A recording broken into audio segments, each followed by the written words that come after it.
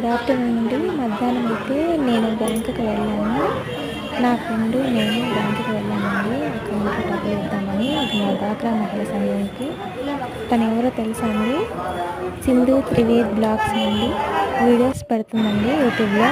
తను నా ఫ్రెండ్. చూడండి ఇవాళ మండే కదా, బ్యాంక్ అయితే చాలా మంది అయితే ఉన్నారండి.